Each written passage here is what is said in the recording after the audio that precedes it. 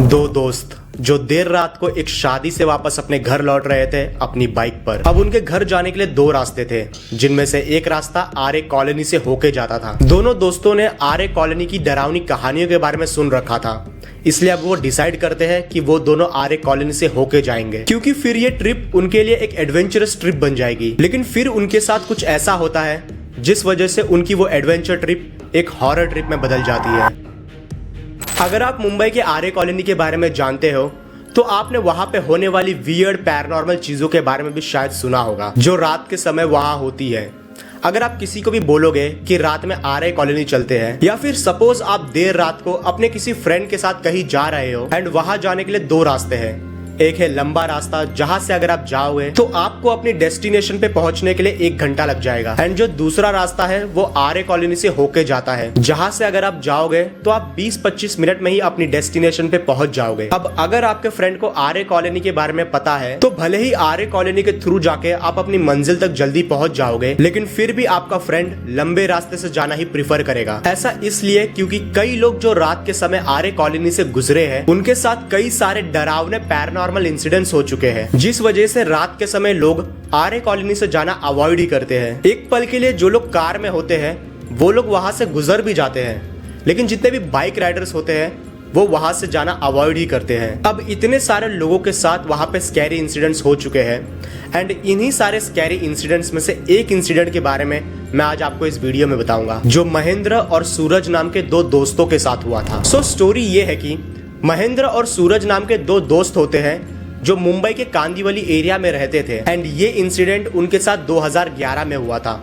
And उस वक्त वो दोनों कॉलेज में पढ़ते थे। सो हुआ ये था कि महेंद्र और सूरज एक जगह शादी में गए हुए थे, एंड शादी में वो दोनों महेंद्र की बाइक से गए हुए थे। वो शादी में पहुंच के शादी अटेंड करते हैं एंड वहां खूब एंजॉय करते हैं, एंड शादी अटेंड करने के बाद जब वो अपने घर जाने के लिए वहां से निकलते हैं तब रात के तकरीबन 11:30 बज रहे थे। वो दोनों बाइक पे बैठ के घर के लिए निकल जाते हैं, एंड उस वक्त बाइक महेंद्र चला रहा था और सूरज पीछे बैठा था। अब घर पहुंचने के लिए उनके पास दो रास्ते थे, जिनमें से एक रास्ता आर्य कॉलोनी से होते हुए जाता था। अब सूरज महेंद्र से बोलता है कि भाई एक काम कर, हम ना बाइक को आर्य कॉलोनी से लेकर चलते हैं, मजा आएगा। अब सूरज की इस बात को सुन के महेंद्र थोड़ा हैरान हो गया, क्योंकि आर्य कॉलोनी का रास्ता घने जंगलों से घिरा हुआ है, वहाँ जंगली जानवर भी होते हैं, एंड उसके अलावा वहाँ कई सारी पैरानॉर्मल चीजें होने की बातें भी उन दोनों ने सुन रखी है, एंड इन सारी चीजों की वजह से रात में कोई वहाँ से जाता नहीं है। लेकिन फिर भी सूरज वहाँ से चलने के लिए कह रहा है। अब महेंद्र को ऐसी किसी जगह से रात में जाना ठीक नहीं लग रहा था,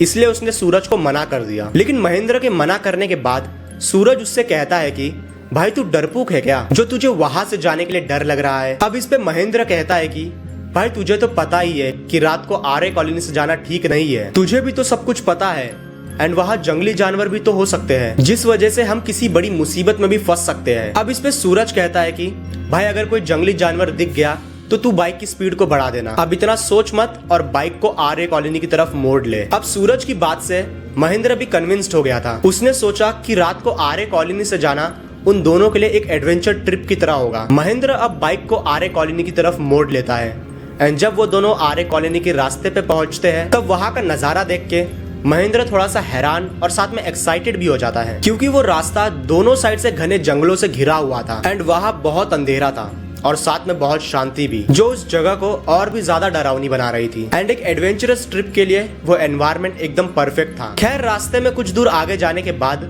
सूरज अचानक डरते हुए बोला कि भाई बाइक की स्पीड बढ़ा और जल्दी निकल यहाँ से। इस पे महेंद्र सूरज से हंसते हुए कहता है कि भाई क्या हुआ, तुझे डर लग रहा है क्या, अब तू बता डरपोक कौन हुआ, तू या मैं। अब सूरज डरते हुए इसका जवाब देता है कि भाई हमारे बाइक के साथ एक औरत भाग रही है, जल्दी बाइक की स्पीड बढ़ा और निकल यहाँ से। अब पहले तो महेंद्र को लगा कि सूरज उसे डराने के लिए ऐसी बातें बोल रहा है, लेकिन जब महेंद्र ने पीछे मुड़ के देखा तो सच में एक औरत उनके बाइक के पीछे भाग रही थी। उस औरत ने रेड कलर की साड़ी पहनी हुई थी और उसके बाल खुले हुए थे। अंधेरे की वजह से उसका चेहरा ठीक से नहीं दिखाई दे रहा था, लेकिन उसकी चमकती हुई लाल आंखें थी। एंड जिस टाइम पे वो औरत उनकी बाइक का पीछा कर रही थी उस वक्त उनकी बाइक 50 किलोमीटर पर आवर की स्पीड से भाग रही थी, एंड कोई नॉर्मल इंसान इस स्पीड से भाग पाए वो पॉसिबल नहीं है। इसलिए महेंद्र समझ गया कि वो औरत कोई इंसान तो नहीं है। अब उस औरत को देख के महेंद्र भी डर गया था और वो अपनी बाइक की स्पीड बढ़ा देता है। अब उसकी बाइक 90 किलोमीटर पर आवर की स्पीड से चल रही थी। लेकिन हैरानी की बात तो ये है कि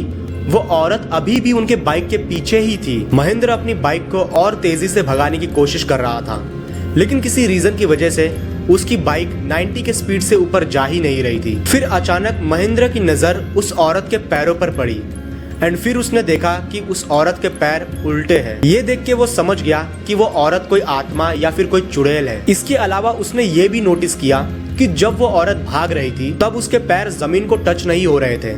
ऐसा लग रहा था कि वो हवा में भाग रही है। खैर कुछ समय तक वो औरत उनके बाइक के पीछे भागती रही एंड फिर अचानक वो वहां से गायब हो गई। उसके गायब होने के बाद भी महेंद्र अपनी बाइक को फुल स्पीड से भगा रहा था एंड वो सीधा अपने घर पहुंच के ही अपनी बाइक रोकता है। घर पहुंच के वो सीधा अपने रूम में चले जाता है एंड अपने घर वालों को वो इस बारे में कुछ नहीं बताता है। इस इंसिडेंट के अगले दिन महेंद्र और सूरज को बहुत तेज फीवर हो जाता है, लेकिन कुछ दिन ट्रीटमेंट करने के बाद वो ठीक हो गए। इस इंसिडेंट से वो दोनों काफी ज्यादा डर गए थे एंड उस रात के बाद से वो दोनों फिर कभी रात को आर्य कॉलोनी से नहीं गुजरे। सो फ्रेंड्स, ये था आर्य कॉलोनी में हुआ एक हॉरर इंसिडेंट जो महेंद्र और सूरज नाम के दो दोस्तों के साथ हुआ था। कहा जाता है कि ये एक रियल स्टोरी है। बाकी आप लोगों को क्या लगता है कि सच में ये एक रियल स्टोरी है या नहीं? आप अपने ओपिनियंस कमेंट करके जरूर बताना।